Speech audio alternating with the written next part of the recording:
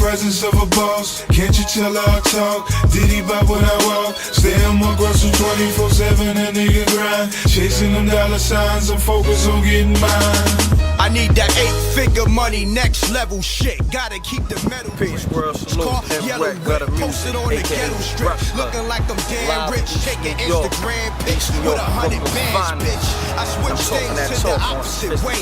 It's the Mac that the strippers and the groupies pay.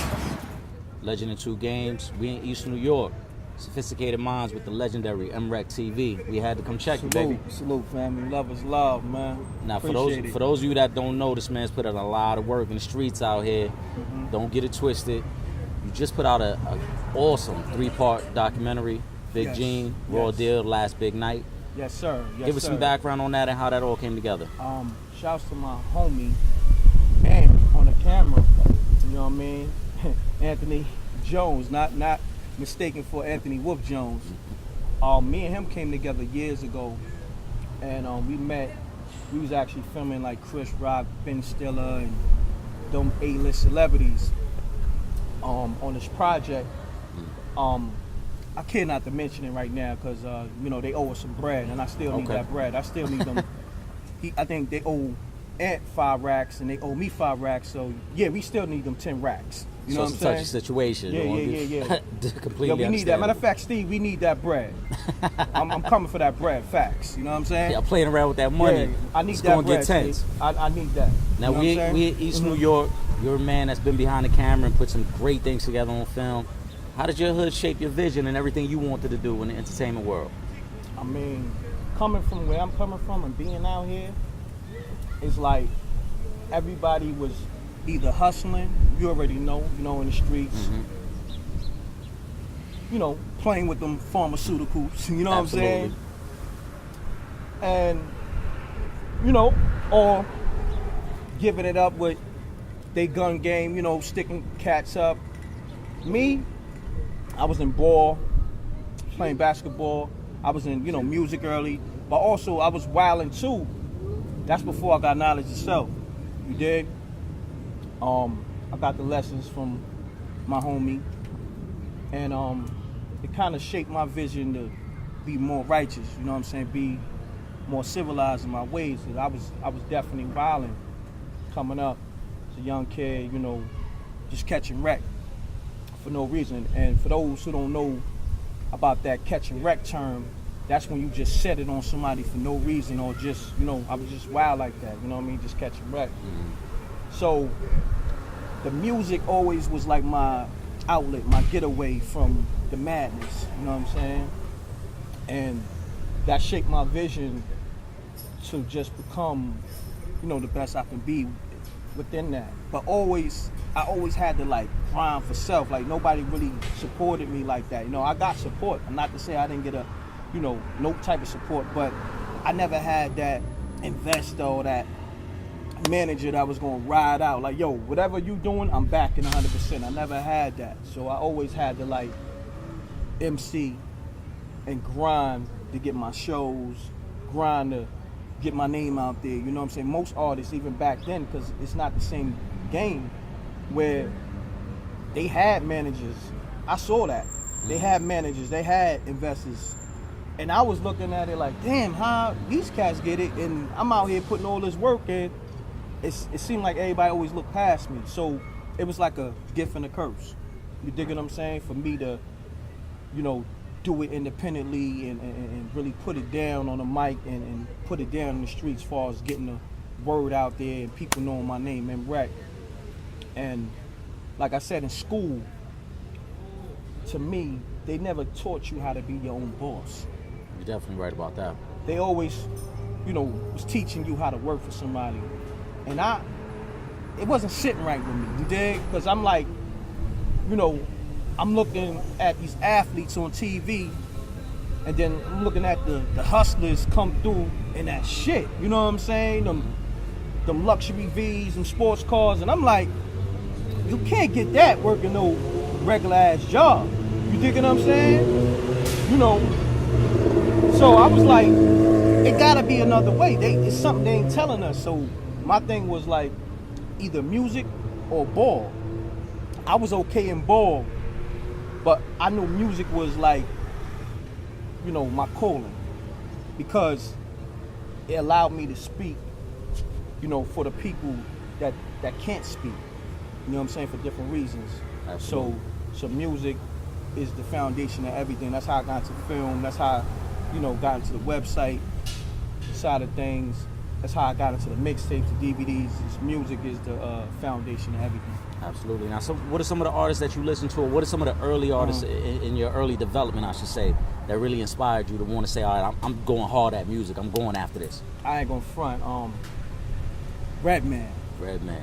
You know what I'm saying? Like, hearing him, it was like, nah, I gotta fuck with this hip hop. Just open shit. up your Because mind, right? he was so rugged and street. I'm talking about, we talking about the early Redman, when Redman was street. Like, you know, shouts to Redman, still nice to, you know, one of the A legend. top 20 MCs to me, a legend, definitely salute. But I'm talking about that what the album Redman. You know what I'm saying? Like, that shit. You know what I mean? Redman. Let me see who else. Of course, EPMD. You know, Big Daddy K's, Rakims. You know, but then Nas is my favorite. One of my favorite. Okay. You know, shouts to Biggie, of course, from Brooklyn, Jay-Z.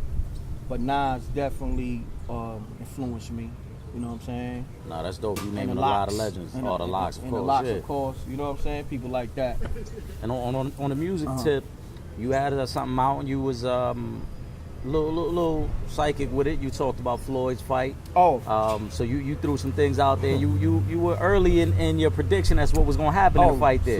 Salute. Oh yeah, the Floyd 50-0 joint. I definitely predicted a knockout, and I put that joint out like July 20-something. Shout to DJ Premier. You had it out there early. He was the first one to break that record on Sirius Satellite. You know, his show was called Headquarters, Live from Headquarters. Shouts to DJ Premier, my homie. That shit is crazy, right? DJ Premier is the homie, my homie. That's like a god in hip hop. Yeah. And he played that Floyd 50-0 first record on his show. You know what I'm saying? And that record was predicting Floyd was gonna win the fight. So it was just so historic and monumental, that record. Yeah, and you know, Floyd people, they reached out, they heard the record. You know what I'm saying? And What was their response to it? they said it was dope. I mean, actually, cats that was there on the Floyd team, you know, one of them in particular, he raps. He hit me on Instagram. He was like, yo, the record is dope. Y'all can get this to Floyd if you let me jump on it. But my thing was like, you ain't gonna Troy Ave, Manolo Rose me. You know what I'm saying? Niggas ain't gonna take my record, you know what I'm saying? And you dig what I'm saying? So I said, yo. Absolutely. A lot of cats don't know that story, but it's, you know, a lot Brooklyn, of that be so going yeah, it's on. out there, yeah. Niggas be getting their records took. Niggas wasn't doing that to me. I said, yo, listen, man. You get Floyd on the phone, and you know, you let him know it's my record, and you know, he put the stamp on it, the cosign. I'll let you jump on the remix or whatever. Make a long story short, he's like, yo, I do one better. I get him on FaceTime, right? So now check it. I'm in the club at a time. Like he said he was gonna call me. He didn't give me a time or a day. He said I'm gonna just hit you, and yo, just pick up. I'm gonna have Floyd on the FaceTime. Mind you, I'm in the club hollering at, you know, Universal Records. We talking business. You know what I'm saying? It's like a bar lounge in the city. Matter of fact, what's over there on like 16th and like 9th? What's that? The Hammerstein or I'm the not Ballroom? familiar. It could be. I'm not familiar. One of them, the Hammerstein. One of them joints. Choosing Anyway, the spot, handling business. handling business, talking to cats from Universal. And I missed the FaceTime call. But I, you know what I'm saying? I didn't know I was actually getting a call when I was in the club. I didn't notice until I got in the car. Then I seen Miss FaceTime.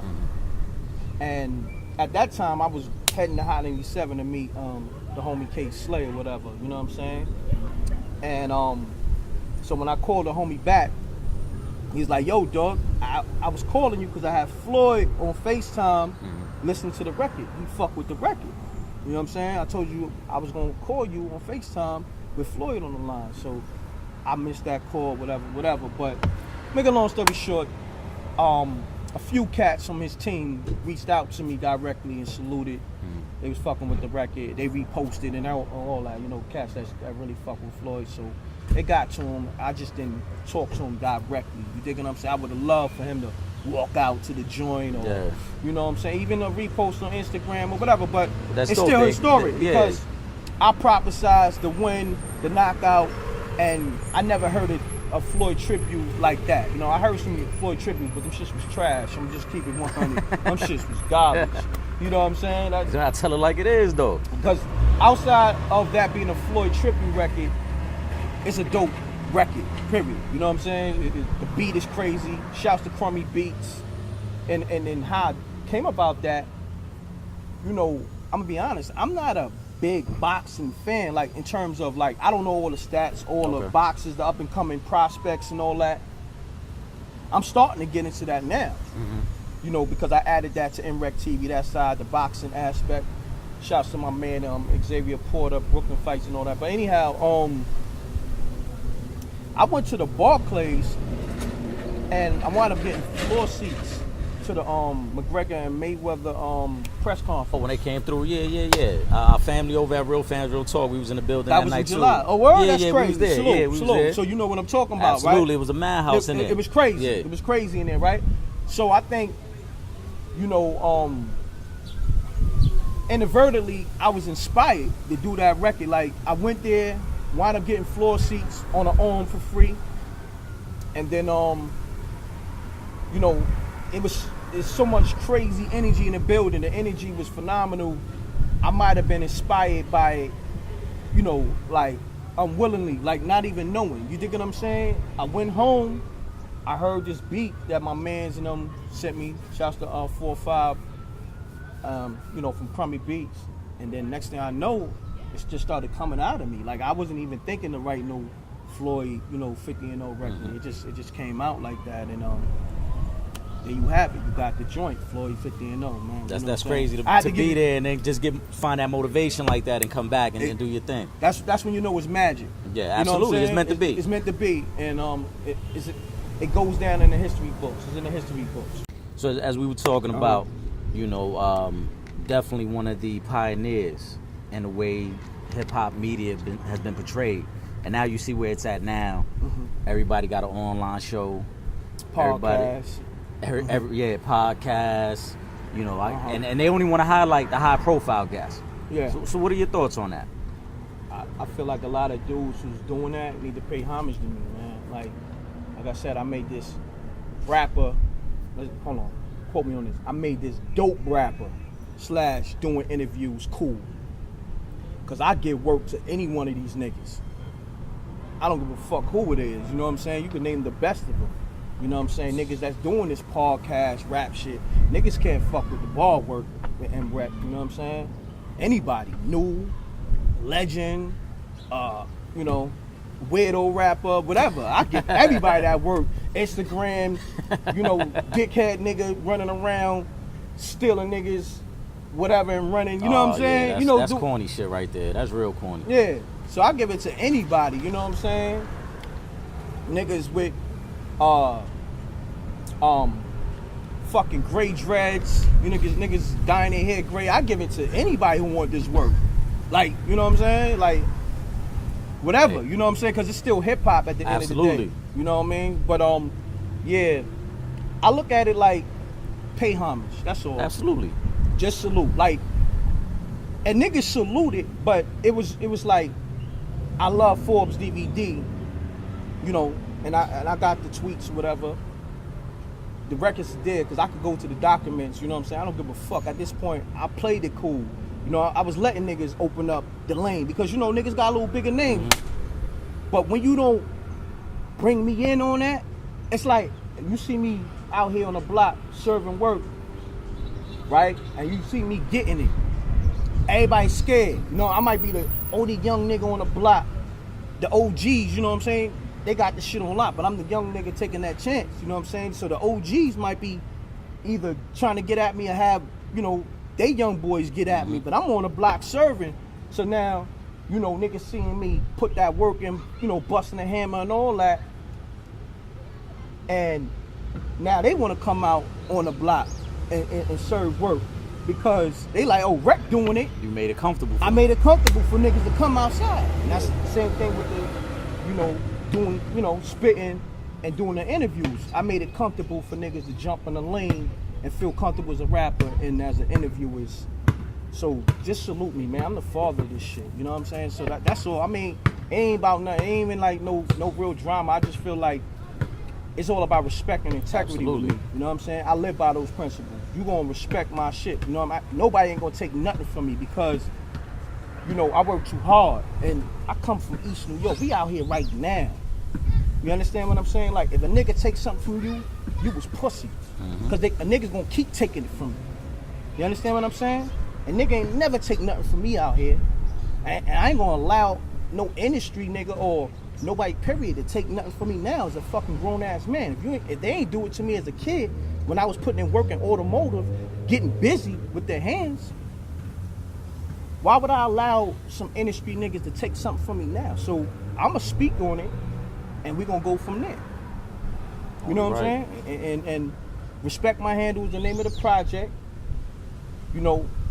I got all the joints on there that's been played on, whether it's Hot 97, 105, Shade 45.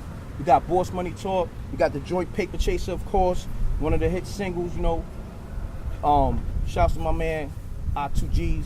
He produced that. Shouts to the homie KC Marcel. Shouts to my homie DB Racks, man. He be promoting hard. #1 promo. That's my partner, China Black. It's my artist. She's on the project.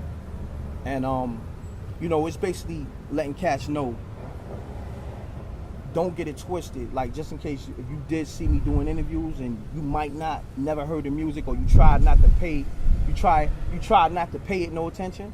Try to pigeonhole you over here and don't want to respect this. I got you. That's why it's called Respect My Handle. Because when you hear it, you're going to be like, oh, shit, I didn't know he give it up like that if you was sleeping. Those that know I give it up like that. It's cats who hear me be like, yo, Mreck, fuck that interview shit. Just do your music. Yeah. Because I came in the game just for that. But I made an outlet so I could have a platform for my music. Yeah. Was the Forbes DVD, the gutter music, putting out mixtapes and DVDs and all that. So that's how that came about. I didn't want to be, in media. I was forced because, first of all, cats not allowing you in. You created your platform, though. Created my own platform, and I brought my homies in, too. I put dudes on. So that's another thing. There's a lot of dudes who ain't never put a nigga on. They ain't even put their own peoples on. So, I'm restoring the order in so many different aspects. Nah, I definitely respect that, man. I want to circle back real quick, too. Yeah. As you discussed, cats not paying homage with, Last Big Night. I'm sure, without mentioning any specific names, I'm sure there were some obstacles that they try to throw in your way to stop that project. Every day. And I'm sorry to interrupt you. Yeah. That project, first and foremost, is phenomenal. You guys were actually featured in Double XL. Salute, man. You know what I'm saying? It's crazy for those of you that haven't seen it. Awesome 3-part series. Mreck TV, check them out on YouTube. All 3 parts are up. Crazy footage. But I'm sure they tried to throw some roadblocks in front of you and stop the project. It was shot by my man Anthony Jones. Shout him out. That was their project, and they brought me in on that. I'm gonna keep it real. Okay. And when they told me about it, I'm like, I'm all in. Let's go. And of course, it was a lot of obstacles, a lot of blocks. You gotta think that's Diddy. And like Gene says, we going against the Empire State Building. You understand? That's the biggest building in New York City. He's the biggest mogul in New York City, biggest mogul in the fucking hip hop game and music, period. We going against him with facts though. It ain't like we on a smear campaign. This is facts, truth. You know what I mean? Gene putting the truth out, what really happened that night to Biggie. You understand what I'm saying? And they don't want that information out there. Oh, I can imagine. I mean, the project to me is so dope because the way you guys set it up with each part, and Gene talking about the atmosphere leading up to that fateful night, and just his sharpness to see what was coming and try to avoid it. But obviously there was other things involved that wouldn't allow him to intervene in that. But a super dope project. If you guys haven't checked it out, definitely check that joint out, man. I definitely check for that, and that's the whole thing. Gene is, how can I say, he's very passionate about what happened that night, because the dude, Puff, Diddy, whatever, didn't fucking listen. He was telling him weeks on end, yo, I got the call that cats is coming to kill us. I got intel. You understand what I'm saying? Gene was telling Diddy, you know, weeks on end, days on end, yo, I got the call, you know, he got a call from the streets, got the call from out there, got the call from New York City, got the call from the jails, yo, cats is coming to kill us, you know what I'm saying? If we go out there, we need to go right. Or, you know, or don't go at all, pretty much. But he said, yo, we going, let's go right. And Diddy did not want to listen. So I don't want to give too much away. I want them to. Oh, absolutely not. They got to check it out. See it, go check it out. I mean, we had over 4 million views collectively, in totality, with all the clips on Mreck TV with the Gene Dale clips. So go check that out, Mreck TV, M-R-E-C-K TV on YouTube. You know. Y'all heard it first, man. Before we go, man, like I said, plug us. Anything you wanted to let us know, what's coming out, what should we be looking for. If you want to spit a verse, do your thing, baby. The platform's yours. Look for that Respect My Handle EP, Mreck TV. Shouts to my homie DB Racks.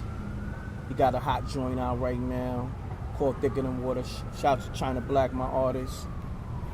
She's on the Respect My Handle, like 3 joints. She's on All In, Work on the Trunk, New York City Rap, you know.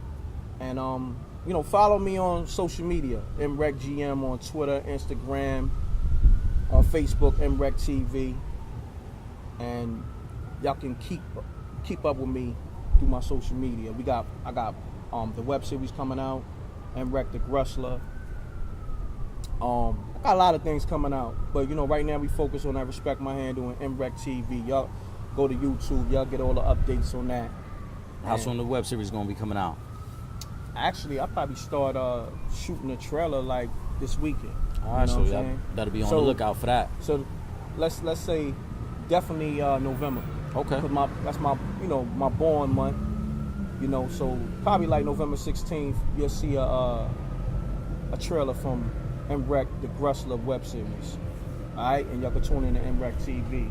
Mreck TV, Legend of Two Games, Sophisticated Mindz. You already know what it is. Salute. Thanks for having me, family. Yo. Alright. Mreck, China Black, Brooklyn, Madoff. Shit, got him music.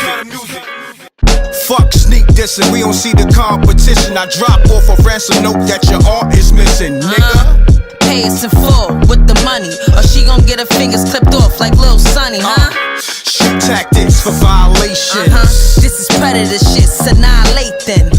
You clowns is buns straight from Nathan's. I make a hot dog in a split sec. And these niggas ain't real, they ain't built wreck. I peep where they live, I know they movements. They drive a nasty van with the 2 dents. Got the drop on